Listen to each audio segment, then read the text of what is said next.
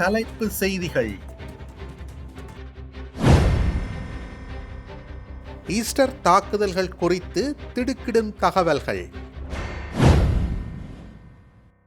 குண்டுவெடிப்பு குறித்து தாஜ் சமுத்ரா முன்னிய நாளே எச்சரித்தது.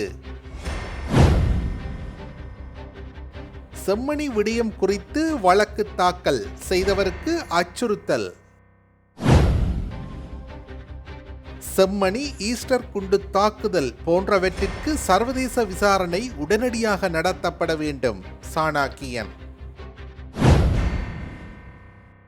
பாகிஸ்தான் புகழ்பெற்ற நடிகை ஹுமைரா அஸ்கர் அலி மர்ம மரணம். இனி விரிவான செய்திகள்.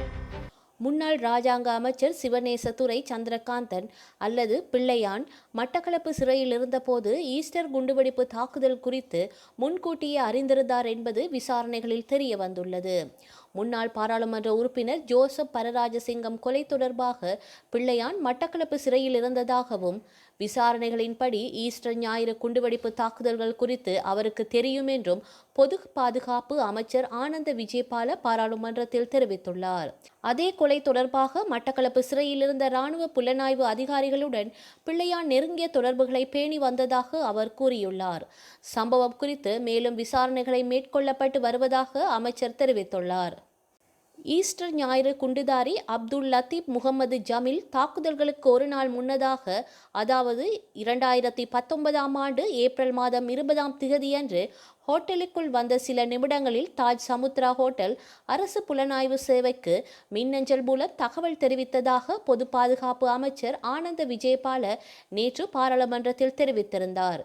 எச்சரிக்கை விடுக்கப்பட்டு ஜமீல் பாதுகாப்பு கண்காணிப்பு பட்டியலில் இருந்த போதும் SIS அந்த தகவலின் பேரில் நடவடிக்கை எடுக்க தவறிவிட்டதாக அமைச்சர் தெரிவித்துள்ளார். 250க்கும் மேற்பட்ட உயிர்களை கொன்ற ஈஸ்டர் ஞாயிறு தாக்குதல்களில் தொடர்புடைய தற்கொலை குண்டுதாரிகளில் ஒருவரான ஜபீல் முதலில் தாஜ் சமுத்ராவில் குண்டு வீச நியமிக்கப்பட்டார். ஆனால் பின்னர் அவரது முயற்சி தோல்வியடைந்ததால் வேறு இடத்திற்கு மாற்றப்பட்டார். தெஹிவலையில் உள்ள டிராபிக்கல் தங்குமிடத்தில் நடந்த வெடி விபத்தில் அவர் இறந்தமையும் குறிப்பிடத்தக்கது. செம்மணி விடயம் குறித்து நீதிமன்றத்தில் வழக்கு தாக்கல் செய்ய அச்சுறுத்தல் வந்துள்ளதாக குறித்த மயானத்தின் நிர்வாக சபை உறுப்பினரான கிருபாகரன் தெரிவித்துள்ளார். 8 செவ்வாய்க்கிழமை செம்மணி பகுதியில் ஊடகங்களுக்கு கருத்து தெரிவிக்கையிலேயே அவர் இவ்வாறு தெரிவித்துள்ளார். அங்கு அவர் மேலும் தெரிவிக்கையில், மர்ம வாகனம் செம்மணியை நோட்டமிடுவதாக ஊடகங்களில் செய்திகள் வெளிவந்தன. அந்த செய்திகள் முற்றுமுழுதாக உண்மை. அந்த மர்ம வாகனமானது எனது வீட்டிற்கு அருகாமையிலும் வந்திருந்தது. வழக்காளியான என்னை அச்சுறுத்துவதே இதன் நோக்கமாகும்.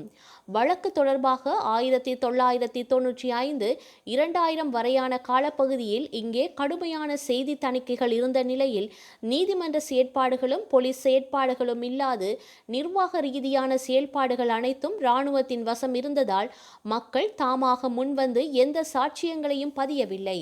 இவ்வாறான சூழ்நிலையில்தான் இவ்விடயத்தை இன்று கையில் எடுத்ததால் அரியாலை பகுதியில் இருக்கின்ற பாதிக்கப்பட்ட மக்கள் தமது சாட்சியங்களை எனக்கு தந்து கொண்டிருக்கின்ற நிலையிலேயே இந்த சாட்சியங்களை அச்சுறுத்துகின்ற அல்லது இந்த சாட்சியங்களை சாட்சி கூற வருவதை தடுப்பதாக இந்த செயல்பாடு காணப்படுகின்றது என தெரிவித்துள்ளார். செம்மணி மற்றும் ஈஸ்டர் குண்டு தாக்குதல் போன்றவற்றிற்கு சர்வதேச விசாரணை உடனடியாக நடத்தப்பட வேண்டும். இல்லாவிடின் இதற்கான நீதி கிடைக்காது என பாராளுமன்ற உறுப்பினர் சாணக்கியன் ராசமாணிக்கம் தெரிவித்துள்ளார். பாராளுமன்றத்தில் நேற்று புதன்கிழமை நடைபெற்ற ஒத்துவைப்பு பிரேரணையின் போதே இவ்வாறு தெரிவித்துள்ளார். அவர் மேலும் கருத்து தெரிவிக்கையில், சபாநாயகரிடம் கோரிக்கை ஒன்றை முன்வைத்திருந்தேன். அதில் சர்ச்சைக்குரிய விடயங்கள் பாராளுமன்ற உறுப்பினர்களால் முன்வைக்கப்படும் போது அவர்களின் நாடாளுமன்ற சிறப்புரிமைக்கும் அவர்களின் பாதுகாப்புக்கும் உத்தரவாதம் வழங்க வேண்டும். செம்மணி மனித புதைக்குழி விவகாரம் தொடர்பில் நீதி மறுக்கப்பட்டது என்பது நல்லிணக்கத்திற்கு பாதகமான ஒரு விடயம். பொறுப்புக்கூறல் என்பது நல்லிணக்கம் உருவாக முக்கிய விடயமாக உள்ளது. உயிர்த்த ஞாயிறு தாக்குதலில் 300க்கும் அதிகமானோர் கொல்லப்பட்டனர். 1998-99 காலப்பகுதியில் சோமரட்ன ராஜபக்ஷ எனும் நபர் மொழிந்த வாக்குமூலத்தின் அடிப்படையில் செம்மணி பிரதேசத்தில் அகழ்வு பணிகள் ஆரம்பிக்கப்பட்டு 15 மனித எச்சங்கள் எடுக்கப்பட்டன. எச்சங்கள் ஸ்காட்லாந்தில் கிளாஸ்கோவில் உள்ளதாக அறிகின்றோம். ஏன் இவற்றை இலங்கை அரசாங்கம் ஆய்வு செய்யவில்லை? DNA பரிசோதனை இலங்கை அரசாங்கத்திற்கு மேற்கொள்ள வசதிகள் இல்லாத நிலையில் ஏன் இலங்கை அரசாங்கம் சர்வதேசத்தின் உதவியை நாட தயங்குகிறது என அவர் கேள்வி எழுப்பினார். கடற்தொழில், நீரியல் மற்றும் கடல் வளங்கள் அமைச்சர் ராமலிங்கம் சந்திரசேகருக்கும் இலங்கைக்கான பிரித்தானிய உயர்ஸ்தானிகருக்கும் இடையில் செவ்வாய்க்கிழமை அமைச்சில் முக்கிய சந்திப்பொன்று இடம்பெற்றது. இச்சந்திப்பின் போது இருதரப்பு முக்கியம் வாய்ந்த விடயங்கள், குறிப்பாக வடமாகாண அபிவிருத்திக்கான ஒத்துழைப்பை வலுப்படுத்துவது குறித்து விரிவாக கலந்துரையாடப்பட்டது. வடமாகாண அபிவிருத்தி மற்றும் வடமாகாணத்தின் அபிவிருத்தியில் புதிய அரசாங்கம் செலுத்தும் முக்கிய கவனம் குறித்தும் அமைச்சர் சுட்டிக்காட்டினார். மற்றும் வடமாகாணத்தின் அபிவிருத்தியில் புதிய அரசாங்கம் செலுத்தும் முக்கிய கவனம் குறித்தும் அமைச்சர் சுட்டிக்காட்டினார். இதன்போது வடக்கில் முன்னெடுக்கப்பட்டு வரும் பல அபிவிருத்தி திட்டங்கள் குறித்து அமைச்சர் விளக்கினார்.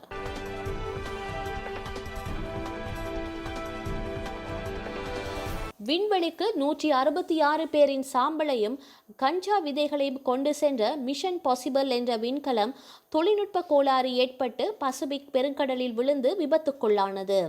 அமெரிக்க விண்வெளி நிறுவனமான செலஸ்டிஸ் இறந்தவர்களின் சாம்பலை விண்வெளிக்கு அனுப்பி அவர்கள் நினைவை பதிவு செய்யும் திட்டமாக இதை செயல்படுத்தியது.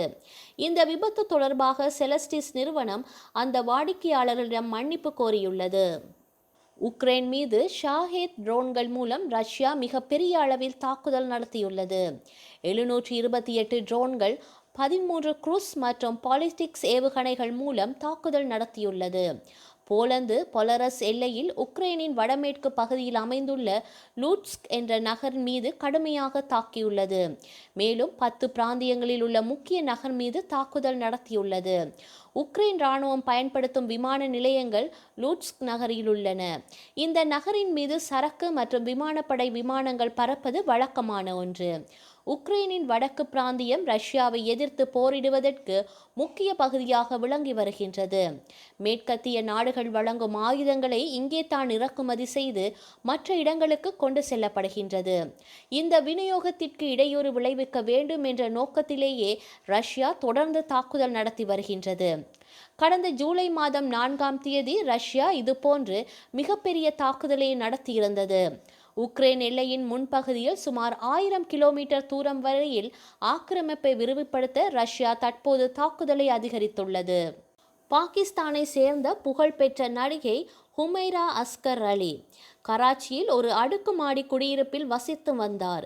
சமீப காலமாக அவர் வாடகை செலுத்தாமல் இருந்து வந்துள்ளார். இந்நிலையில் வீட்டின் உரிமையாளர் அங்கு சென்று பார்த்தபோது உமைரா இறந்த நிலையில் கிடந்ததை கண்டு அதிர்ச்சி அடைந்துள்ளார். தகவல் அறிந்து வந்த போலீசார் அவரது உடலை கைப்பற்றி மருத்துவமனைக்கு அனுப்பியுள்ளனர். உடற்கூறாய்வுக்கு பின் இறப்புக்கான காரணம் தெரிய வரும் என தெரிவிக்கப்படுகின்றது. 2 வாரங்களுக்கு முன்பே அவர் இறந்திருக்கலாம் என போலீசார் தெரிவித்துள்ளனர். பாகிஸ்தானின் பிரபல நடிகை வீட்டில் சடலமாக மீட்கப்பட்ட சம்பவம் திரையுலகில் பெரும் அதிர்ச்சியை ஏற்படுத்தியுள்ளது. வரலாற்றில் இன்று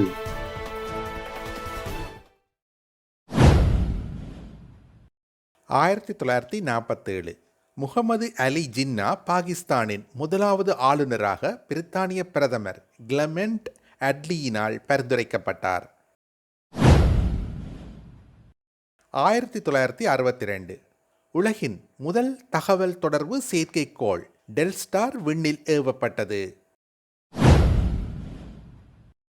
1966 மார்ட்டின் லூதர் கிங் தலைமையில் சிகாகோ விடுதலை இயக்கம் 60,000 பேர் கலந்து கொண்ட பெரும் பேரணியை நடாத்தியது. 1997 நியண்டர்தாஸ் மனிதனின் எலும்புக்கூட்டில் இருந்து பெறப்பட்ட DNA ஆய்வுகளில் இருந்து கூர்ப்பின் நவீன மனிதரின் ஆப்பிரிக்க தோற்றப்பாட்டிற்கு ஆதரவான முடிவுகள் லண்டனில் பெறப்பட்டன. செய்திகளை உடனுக்குடன் தெரிந்து கொள்ள உடனே சப்ஸ்கிரைப் செய்து பெல் பட்டனை கிளிக் பண்ணவும். மேலதிக செய்திகளை தமிழ் தாய் இணையதளத்தில் பார்வையிடலாம்.